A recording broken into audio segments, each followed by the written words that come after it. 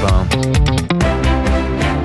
La revue de presse, Olivier Delagarde. Ce matin, les journaux ne savent plus où donner de la tête. Oui, Dimitri, il y a des jours comme ça où il y a trop d'actualités. Iran, OTAN, on va obliger d'aller vite. Et commençons par les retraites et l'échec du conclave. Sur le sujet, deux choses essentielles à retenir. D'abord, cet échec, c'est celui du dialogue social à la française.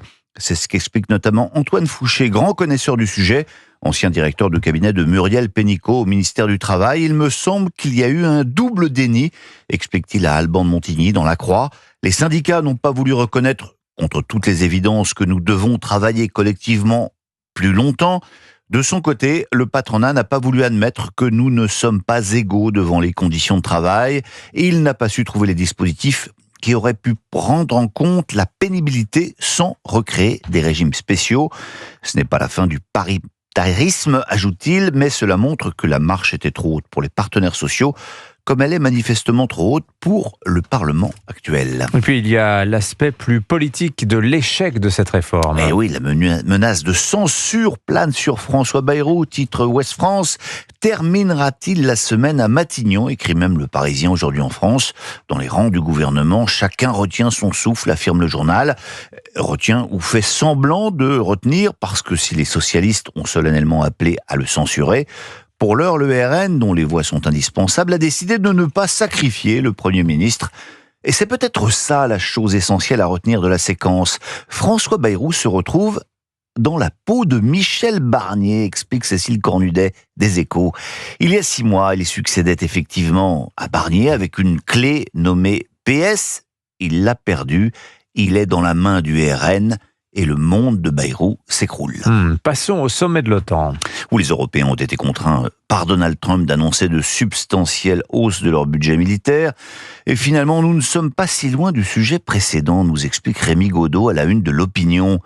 Ce mardi 24 juin, la France s'est offerte une grande journée de l'aveuglement comme elle les aime, écrit-il.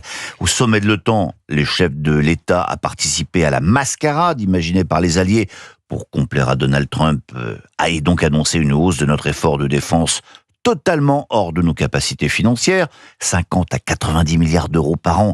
C'est déjà bien plus que le montant des économies nécessaires que nous n'arrivons même pas à faire. Dans le même temps, le Premier ministre jouait les sauveurs d'un accord sur les retraites, alors même que la réforme est déjà insuffisante pour résorber le déficit après 2030. Macron-Bayrou, même combat, résume-t-il, faire illusion sans se donner les moyens de leurs ambitions. L'autre grand sujet ce matin, Olivier Delagarde, c'est évidemment cette annonce de cessez-le-feu en Iran. Oui, Trump impose l'arrêt des combats, titre Le Figaro, et le journal consacre pas moins de 4 pages à tenter de nous dépatouiller la situation. Avec d'un côté Trump qui est arrivé au sommet de l'OTAN comme le grand vainqueur de cette guerre des 12 jours, selon un terminaison en vogue. Israël qui de son côté revendique la victoire contre son ennemi existentiel, et l'Iran, où les mollahs semblent avoir au moins provisoirement sauvé leur peau et qui préfèrent céder aux États-Unis plutôt que d'être défaits par Israël. En fait, résume Yves Bourdillon dans Les Échos, tous les protagonistes ont fait semblant et s'en montrent très contents. Les États-Unis ont fait semblant d'anéantir les sites nucléaires iraniens, Israël fait semblant d'éliminer la double menace existentielle, et l'Iran fait semblant d'avoir tenu tête à 2 armées extrêmement modernes. En fait, rien n'a été fondamentalement réglé, et une deuxième manche est d'autant plus vraisemblable que la première n'a pas provoqué la catastrophe annoncée. Bref, comme on dit dans les mauvais feuilletons, affaire à suivre. En attendant, vous lirez dans le JD News cette semaine une excellente enquête sur Rima Hassan, la passionnariat LFiste, qui se dit palestinienne. Elle est en fait d'origine syrienne, nous explique Lara Tchekhov, mais elle est surtout très proche de l'Iran, des mollahs. On retrouve systématiquement autour d'elle des figures liées au Hezbollah, au Hamas ou au FPLP, 3 organisations ouvertement financées par l'Iran et considérées comme terroristes. Quoi d'autre dans les journaux, Olivier ? Une bombe, justement.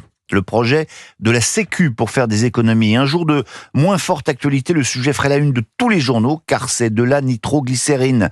Le déficit de l'assurance maladie pourrait atteindre 41 milliards en 2030, contre 16 aujourd'hui. Et le Parisien nous résume les pistes envisagées pour redresser les comptes, ne plus rembourser les cures thermales, donner un grand coup de frein au remboursement des arrêts maladie longue durée et limiter la capacité à changer de lunettes. Mais on va terminer justement avec d'autres lunettes. avec le courrier des lecteurs. Toujours intéressant de lire ce que pensent les gens qui achètent un journal. La Croix est un des très rares quotidiens à pratiquer encore l'exercice, qui n'est pas toujours sans douleur, et signe qu'il y a des choses qui coincent. Cela fait 2 jours que le quotidien de gauche publie des courriels assez aigre-doux sur une enquête qu'il a publiée la semaine dernière, un long portrait de Pierre-Édouard Sterrin. Ce chef d'entreprise, catholique pratiquant, a décidé de consacrer une bonne partie de sa fortune à la promotion de sa religion. Des esprits simples auraient pu imaginer que pareille générosité allait ravir la Croix, mais que nenni, le quotidien a cru déceler derrière cette bonté une arrière-pensée politique de droite. Si, que dis-je, d'extrême droite, d'ultra droite, d'hyper droite, enfin, trop à droite pour la Croix, qui a fait ni une ni deux et a excommunié notre paroissien aux bourses pleines. Or donc, certains lecteurs, probablement moins à gauche que la rédaction de leur journal, ont écrit pour le lui dire. Et la Croix, dans un exercice d'autoflagellation très catho finalement, se fait un devoir de lui publier. Bravo! S'exclame un certain François. Pierre-Édouard Sterrin ne gère pas sa fortune comme un avaricieux, mais avec générosité. Pourquoi toute cette polémique, s'interroge aussi un autre lecteur. Voici un catholique engagé qui met ses moyens financiers pour aider les institutions catholiques. Où est le mal, s'interroge-t-il. La droite est-elle un si grand danger contre la population française? Comme on dit chez les jésuites, quand on ne veut pas répondre, c'est une très bonne question. Je vous remercie de l'avoir posée. La revue de presse d'Europe 1, Olivier Delagarde. Merci beaucoup, Olivier.